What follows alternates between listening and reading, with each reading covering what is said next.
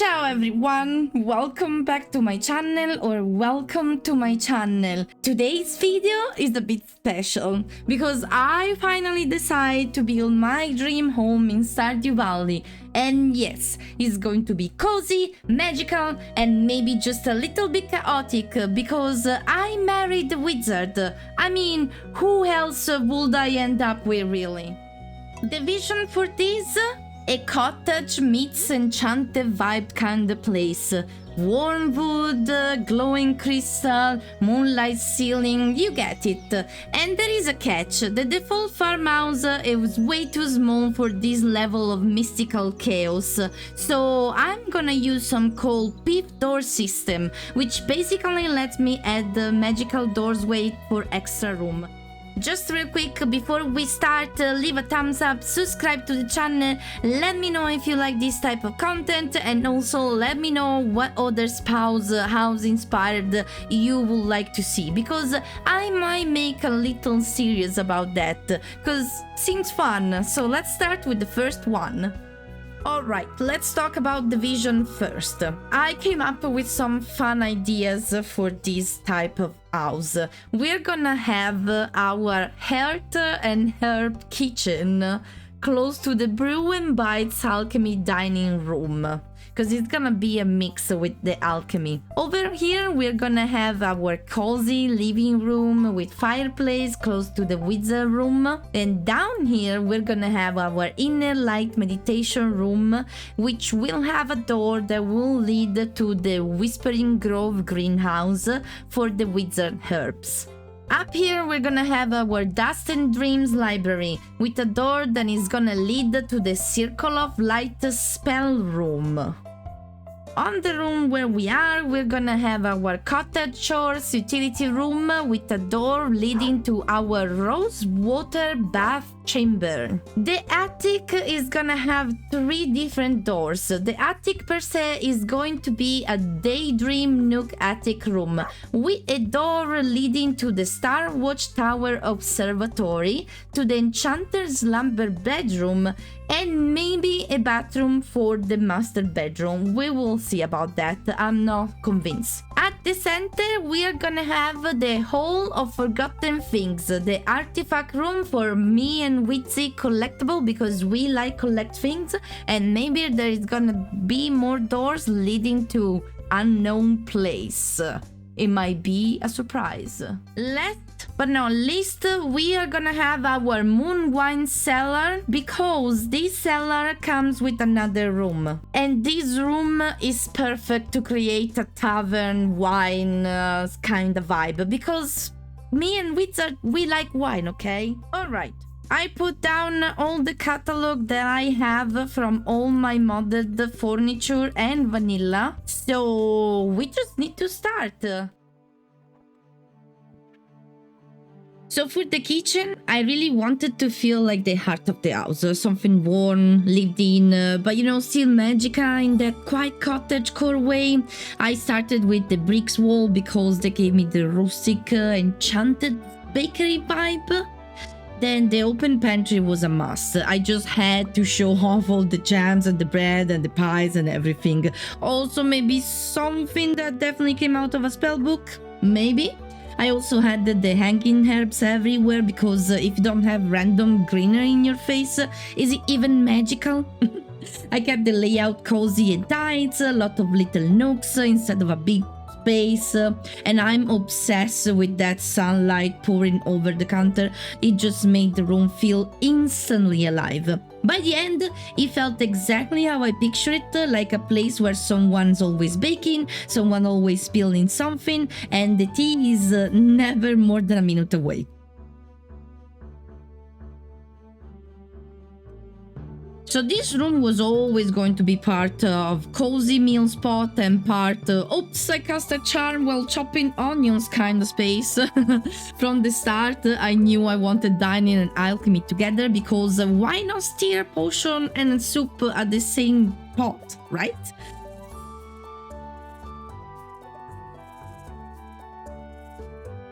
I dropped a big oval table first. Very big mistake, the position. But it was a very nice table. Then I started to tuck in the potion shelves, glowing jars, little sparkly chaos here and there. I just wanted to feel like someone tried to keep things tidy, but also keep summoning spice plants from the void.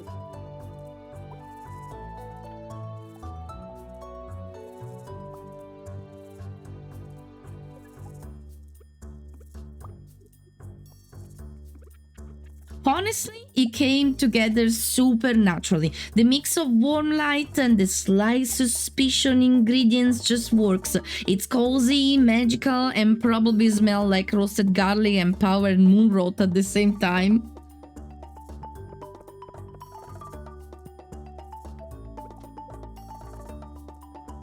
Okay, this was the biggest room. This room gave me a little identity crisis at first, okay? I wanted it to be cozy and central, like the place that everyone will just end up being in, but also I didn't want to feel boring, so I started throwing things in. Books? Sure. Soft drugs? Yep. Slightly hint of magic clutter? Always. I keep shifting around until it felt right. There is a reading spot, a nap spot, a questionable artifact on the table that we don't talk about. You know, the essential.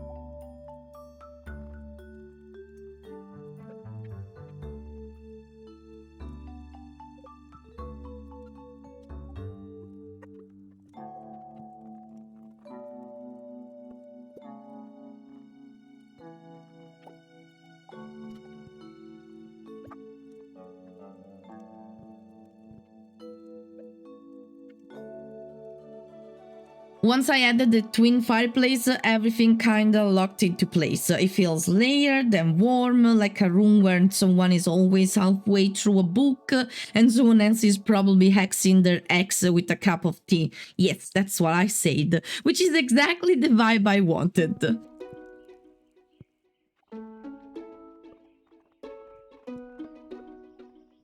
This room is basically me saying, what if I turn an emotional stability into interior design? But spoiler alert, there is no emotional stability around here. So I wanted this place to be soft, slow, magical of course, but also like a place where you could dramatically lie down and whisper, I'm fine. I started with the grass floor because barefoot vibes are everything, and then built out from there with cushions and mushrooms and warm glowing light. It's super minimal on purpose, no clutter, no distraction, just a little room where you can breathe, sip some tea and question your life choices in peace. I think it ended up feeling exactly like I hope. A soft little green hug of a room, 10 out of 10. I will recommend crying in it.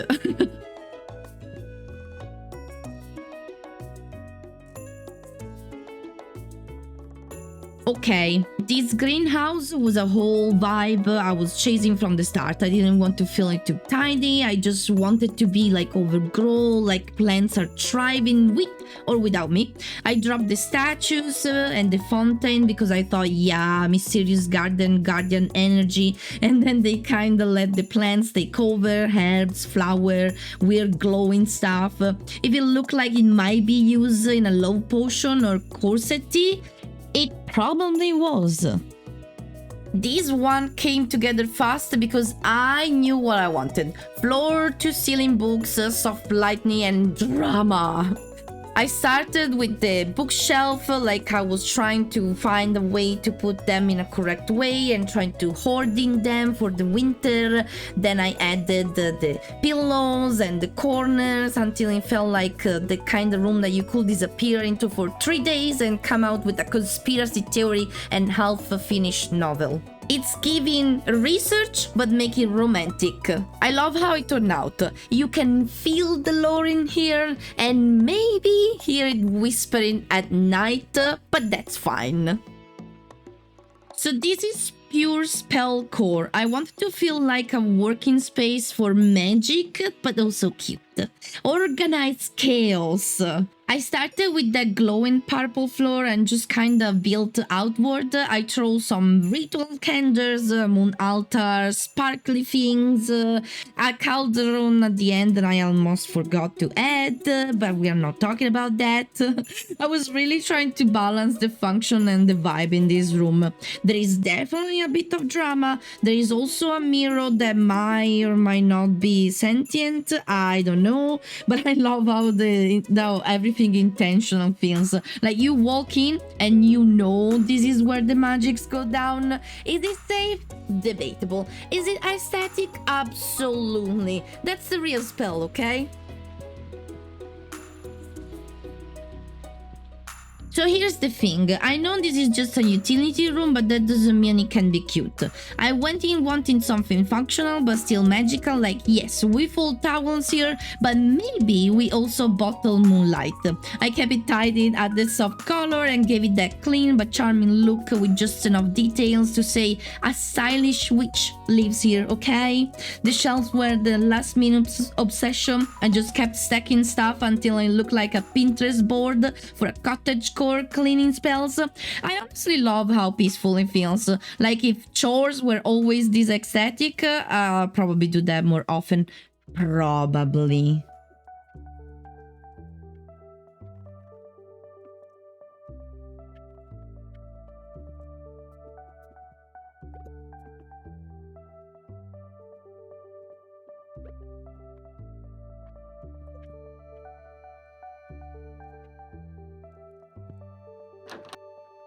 I started the bathroom like every other room with the struggle of what kind of wallpaper and what kind of floor I freaking wanted in this room. It's not easy to decide. There is so many pretty things in there.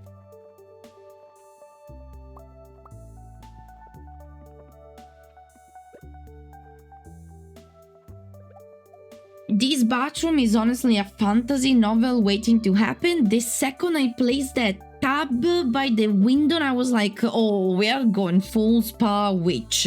I layered with plants, floral accent, warm lightning, and okay, yes, I might have overdone the soap, but it just felt right. Every little details make it feel like this is where you come to soak away the course you accidentally pick in the minds. It's soft, glowing, little romantic, and very I cleanse with rose water and regret. This is easily one of the most relaxing room I ever built. I will live in this tub. No notes.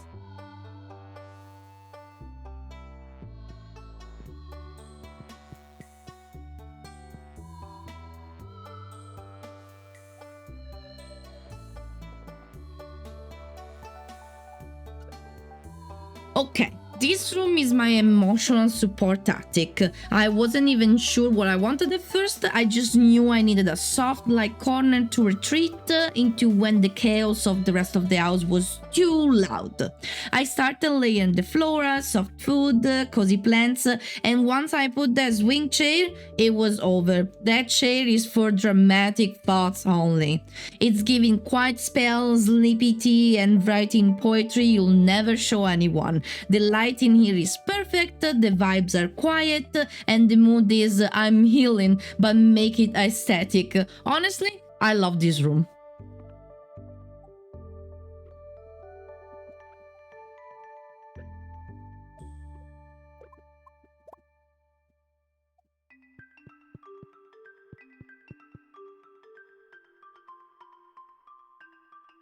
So this room was meant to be a little celestial hideaway, and honestly, I think I nailed the Moon Witch Tower energy. So this room comes already with a very pretty view, so I knew I didn't need to over decorate. I just kept it simple, soft lighting, cozy bench, plants that look like they photosynthesize stardust. The telescope obviously has to be the centerpiece and on the side, and then I added just enough glow to make it feel like something magical could happen up here at any moment.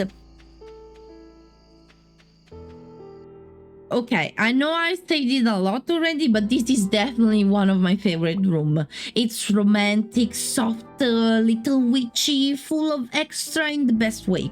I went straight for the mood lighting and soft wood tones, then started layering in. I made some candle, greenery, fireplace to give it all warm, glowy art. The bed is a whole situation. I want it to look like you fall in and not emerge until the next moon phase. There's definitely write a love letter, burn it, then sleep like nothing happened energy in here. It's safe, it's dreamy, and honestly, I think the wizard would be very impressed. So yes, I made the secret bathroom of the bedroom because obviously we need a private glam zone for all our magical self-care rituals. I kept it super cozy and floral with little details like candles, perfume bottles, and plants that say I might or might not look at my reflection on purpose. I made a closet in the other room with these magnificent dresses and other objects. Like, I cannot get over all these very cute fairy dresses and stuff. It's small, it's soft, it's giving main character in a cottage room calm. Honestly, this little bathroom is my favorite. I know, I say that a lot.